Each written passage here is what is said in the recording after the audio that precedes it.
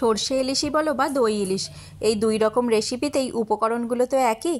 তাই cooking colour ওয়ার্ল্ডে আজকের রেসিপি মাছের রাজা ইলিশ।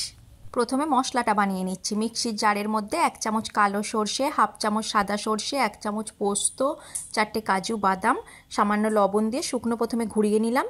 তারপর 2টো কাঁচা লঙ্কা আর অল্প জল দিয়ে মিহি করে বেটে নিলাম। মাছটা যেহেতু আমি কড়াতেই বানাবো, তাই কড়ার মধ্যে ফ্যাটানো টক দই আর মিক্সিতে বেটে রাখা মশলাটা দিয়ে মিক্সি ধোয়া অল্প জল দিলাম।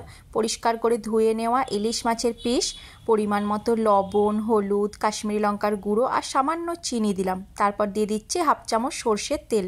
এরপর হাতের সাহায্যে খুব ভালো করে মাছটা সব মশলার সাথে মেখে নিলাম। তারপর ওপর থেকে বেশ খানিকটা সর্ষের তেল আর চেরা কাঁচা লঙ্কা দিয়ে কড়াই ঢাকনা চাপা দিয়ে 10 মিনিট রান্না করব।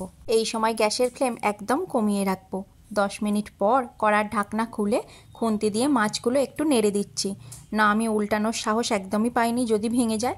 তারপর আবারও কড়াই ঢাকনা চাপা দিয়ে 2 মিনিটের জন্য রান্না করব। 2 মিনিট পর কড়ার ঢাকনা খুলে মাছগুলো একটু নেড়ে দিলাম। তারপর গ্যাসের ফ্লেম অফ করে দিয়ে ঢাকনা চাপা দিয়ে রেখে দেব। খাবার পরিবেশন করার সময় ঢাকনা খুলব। গরম ভাতের সাথে পরিবেশন করার জন্য দই ইলিশ বা সর্ষে ইলিশ একদম তৈরি। আজকের রেসিপিটা কেমন লাগলো কমেন্ট করে জানিও। যদি ভালো লাগে চ্যানেলটি সাবস্ক্রাইব করে পাশে থেকো।